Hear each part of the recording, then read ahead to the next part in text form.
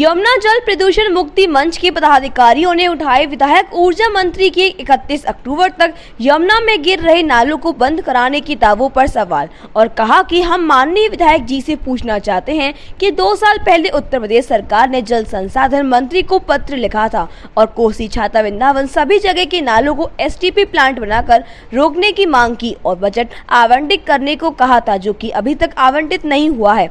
तो माननीय ऊर्जा मंत्री कैसे दावे कर रहे हैं कि आगामी 31 अक्टूबर तक यमुना में गिर रहे नालों को टेप करने का कार्य पूरा हो जाएगा और पूछा क्या हम सभी यमुना भक्तों को छला नहीं जा रहा है। साथ ही कहा कि विधायक जी से हम मांग करते हैं उत्तर प्रदेश के दिए हुए पत्रों के आधार पर केंद्रीय जल शक्ति मंत्री सांसद हेमा मालिनी और योगी जी से मिलकर इस कार्य को पूर्ण कराने में मथुरा के यमुना भक्तों से मिलकर सहयोग करें। यमुना जल प्रदूषण मुक्ति मंच की स्थापना के पश्चात और जो मुहिम चली, आपके चैनल के माध्यम से मुहिम चल रही है और आप लगातार यमुना पर दिखा रहे हैं कि यमुना के नाम पर कैसे कैसे जनता को छला जा रहा है। इसका स्पष्ट उदाहरण है माननीय हेमा जी का कल का पत्र, जो दर्शाता है छाता, कोसी वहाँ भी नाले हैं लेकिन वहाँ के लिए कोई भी मांग नहीं उठाता। माननीय सांसद जी को साधुवाद है, उन्होंने आपके चैनल के माध्यम से जब हम उनसे मिले थे, मिलने के उपरांत उन्होंने कहा था कि मैं इस चीज़ को सारी जिम्मेवारी से देखूंगी और उन्होंने इस बात पर वो खरी उतरी। उन्होंने माननीय योगी जी से बात करी, माननीय मोदी जी से बात करी। उसके पश्चात उन्होंने अधिकारियों से मंत्रणा की। मैं भी पीछे फिर उनके पास गया, तब उन्होंने कोसी और छाते के नालों का भी जिक्र किया कि वहाँ की डीपीआर वगैरह बन जाए तो वहाँ भी दिल्ली का नाला ओखला होते हुए जो कोसी डैम में मिलता है, जो वृंदावन में जाके सुनक में खुलता है, वो सीधा पानी वो भी यमुना जी में जाता है। जब तक सारे नाले यमुना में गिरने से बंद नहीं होंगे, यमुना प्रदूषण मुक्त नहीं होगी। एक भी नाला अगर बाकी बचता है तो हमारी मुहिम को धक्का लगेगा। हेमा जी ने, क्योंकि धार्मिक भावना से जुड़ी हुई हैं, वो यहाँ इसीलिए रहती हैं कि उनके मन में धार्मिकता का प्रभाव है, छाप है, वो कृष्ण भक्त हैं। तो उन्होंने भी माना कि जब तक सारे नाले बंद नहीं होंगे तो हमारे मंच से उन्होंने कहा कि मैं इस मुहिम में लगी हुई हूँ। उसी को देखते हुए उन्होंने 18/6/21 को हमारी मुहिम के पश्चात एक उत्तर प्रदेश सरकार से फिर पत्र लिखवाया और जिसमें उन्होंने छाता में एक नाला बनाने के लिए, जो नाला था उसको बंद कराने के लिए एक 6 MLD STP टैंक बनाने के लिए 97 करोड़ से ऊपर का खर्चा जिस पे आएगा, 15 साल रखरखाव होगी, उसकी ओर उन्होंने एक लेटर लिखवाया है।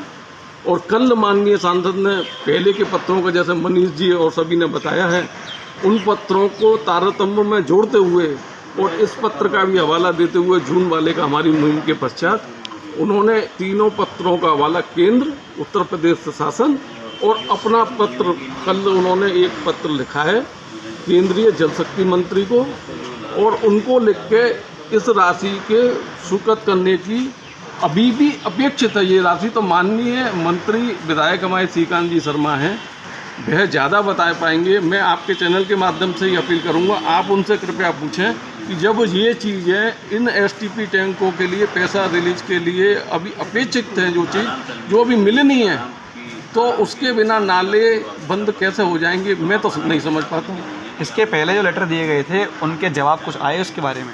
ये सरकार बता सकेगी। अगर कार्य हो गया होता तो वर्तमान में जून में फिर से चिट्ठी लिखने की आवश्यकता तो उत्तर प्रदेश सरकार को नहीं पड़ती। इसका मतलब कार्य नहीं हुआ।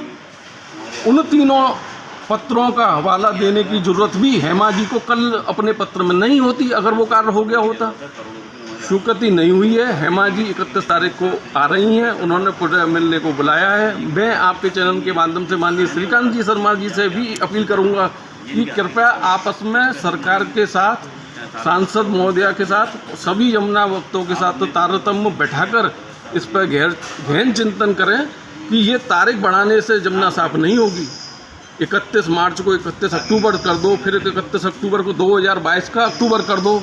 और ऐसा तो सालों बीत गए, 37 साल से आंदोलन चल रहा है, 83 से लेकर आज तक आंदोलन चला, 37 साल हो गए। आप क्या करना चाहते हैं? मैं आपके चैनल के माध्यम से अपनी मंच की अपील फिर दोहराता हूँ।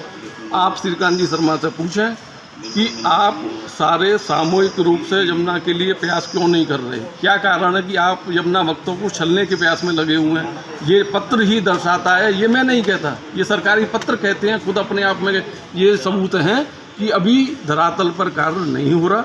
ये जो एसटीपी को देखने गए थे, 450 करोड़ की एसटीपी माननीय गडकरी जी ने जब इसका उद्घाटन किया, इसको 2 साल पहले बन जाना चाहिए था। देर हो गई है, क्या कारण है मैं नहीं कहूँगा, लेकिन उससे भी इस यमुना शुद्धिकरण का कार्य पूरा नहीं हो रहा है। तभी हम मंच के माध्यम से लगातार लग रहे हैं। आप खुद देख रहे हैं ये पत्रों को, हम हेमा जी के संपर्क में कैसे भी हम जब बता रहे हैं, तारिक आपको बता रहे हैं, हमने आपको भी पत्र दिया है, वो आप पत्र देखेंगे, उसमें तारिकों का हवाला है, उसमें केंद्र ने लेटर लिया उत्तर प्रदेश सरकार को, वो भी हवाला है, राज्य ने लिखा है, वो भी हवाला है। इसमें हम कहीं गलत नहीं है। गलत कौन है? ये जनता फैसला करे, सारे यमुना भक्त फैसला करे, हमारा मंच कहाँ गलत है। हम मंच के माध्यम से पूरी मुहिम चला रहे हैं कि यमुना शुद्ध हो। अब वो कैसे शुद्ध होगी, ये कार्य तो सरकार को ही करना है, क्योंकि इतना बड़ा कार्य जनता तो कर नहीं सकती। कार्य करने में हज़ारों करोड़ रुपए इन्होंने खर्च किए, तो ये भी बता मैं कि वो हज़ारों करोड़ रुपए कहाँ गए? जो 100 करोड़ में समथिंग में ये कार्य हो जाने थे, वो हज़ारों करोड़ खर्च हो जाने के पश्चात भी नहीं हो पा रहा। ये बताएं। मैं आपके चैनल के माध्यम से पुनः अपील कर रहा हूँ कि माननीय विधायक जी यमुना भक्तों के साथ मिलकर और सांसद महोदया के साथ मिलकर उत्तर प्रदेश सरकार से जो पत्र जारी हुए हैं, उन पत्रों के लिए केंद्रीय जल शक्ति मंत्री के पास जाकर बैठें और उस कार्य को कराने का प्रयास करें, जिससे जल्दी से जल्दी ये कार्य पूरा हो और यमुना शुद्ध हो। जय यमुना मैया। जय यमुना मैया की। हमारे मंच ने शुरुआत की तो उसकी शुरुआत तो शुरू हो गई है, चाहे मंत्री जी के खोखले दावे हों कि 31 अक्टूबर तक नालों को टेप करेंगे, डाइवर्ट करेंगे, लेकिन विडम्बना ये है कि माननीय सांसद महोदय ने जो कल जो पत्र लिखा है, उस पत्र में उनके दावों की कलई खुल रही है कि जब फंड अनुमानित है उसकी उपेक्षा की जा रही है, फंड आएगा उसके बाद उनके काम का शुरुआत होगी, तब कहीं जाके हमारे जो है यमुना में नाले डलने, गंदे जो नाले डल रहे हैं वो बंद होंगे। तो हमारी अपेक्षा ये है कि श्रीकांत जी इसको गहन अध्ययन कर कहाँ क्या करना है घोषणा करें, तो ऐसी घोषणा करें जो संभव हो, जिससे हमारी यमुना मैया शुद्ध हो, आचमन योग्य हो। जय यमुना मैया।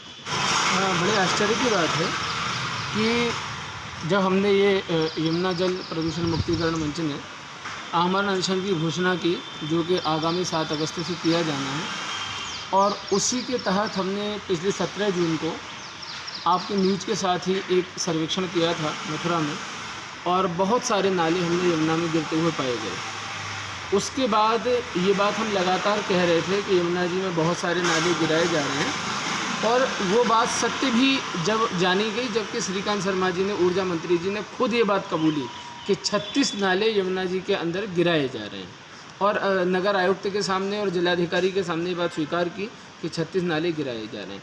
और जब गिराए जा रहे हैं तो सरकार क्या कर रही है?